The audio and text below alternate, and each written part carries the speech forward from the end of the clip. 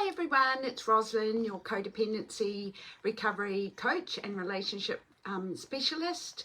Today I want to talk about scaffolding. I talk about scaffolding a lot, and what I want to do is firstly explain why we need it. Now, when we build a big building, we put scaffolding around it for when we fall. So precisely why we need scaffolding for our times on this journey when we slip a little bit, when we fall.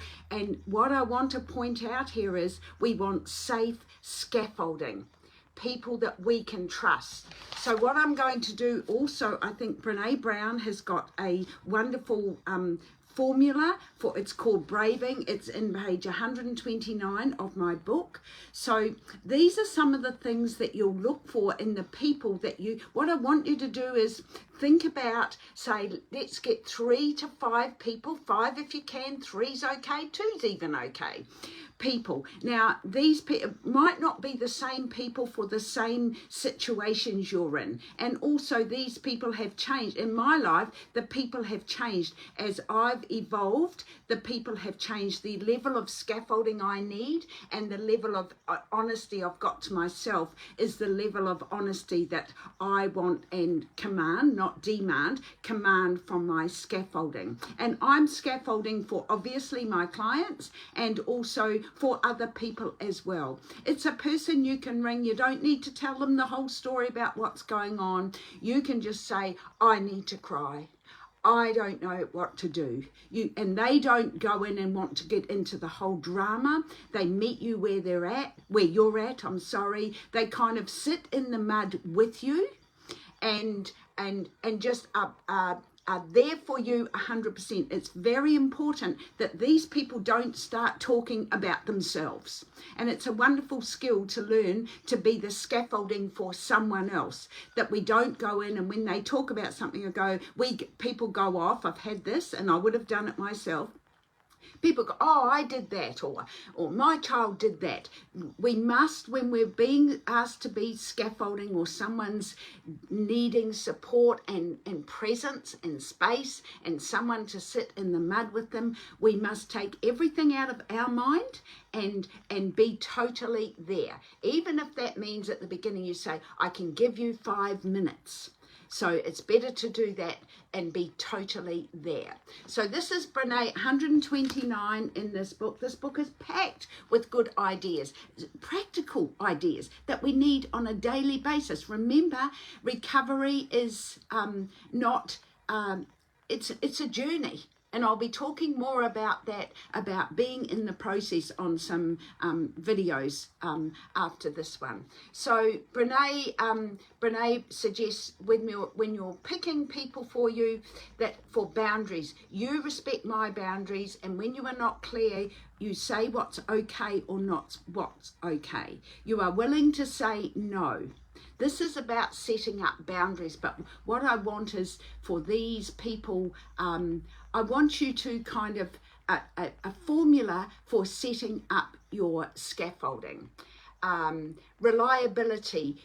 When I talked before about people that they won't get, when you ring them, they won't start telling you all about their problems. For that situation, they will be, that they will be reliable for you to be for you. It's amazing when you can talk and someone can hold the space for you to listen or hold the space for you to cry. It's amazing because really we're working out our own stuff. Everything's inside of us. We all hear that everywhere nowadays. We're asking for the space to share out what's inside of us. And remember that when we share in a safe place, shame and guilt can be reduced by 50%. We're doing our own work, but we're asking someone in our scaffolding just to be present for us in whatever way that is. Accountability. So she suggests, people that will hold us accountable. And this is a big one. Be a vault. Be totally, totally confidential. When you're sharing that won't go anywhere else. And it's your right to hold that, not to tell anybody else about it, and to respect that person and to honor absolutely honour that person with all of you've got. Integrity, you choose, you choose courage over comfort. So we choose courage. When we have a scaffolding, we choose the courage to share at the deepest level. Space, another thing that when I'm on the phone with my people, when they ring, I allow the spaces. Years ago, I wouldn't have been able to do that. But if there's silence, I just allow it. Allow them to process and then bring out the next layer. No judgment, absolutely no judgment. So they need to know if they're coming to you, or we need to know that we're not going to be judged, because we all know none of us like judgment, and also that we all know that if we feel we're going to be slammed or judged, we just won't go near that person. And another one of Brené's is generosity. You share your time that you've got for that. You be generous with your time, because you never know when you might need that person, or someone else will need that person, to be generous and hold the space for them. And remember, the people you go to in your scaffolding can change. You will know who is right for you. You won't believe how much relief you can get, and you won't believe how helpful this is. So think about your scaffolding. Who's in your scaffolding? Not too many people, not a whole lot of people, just 2 or 3, or 2 or 3 is fine. But just know, Brené also says that put a piece of paper in your, and I suggest my clients do that, write these names down, and actually I was going to say something else then.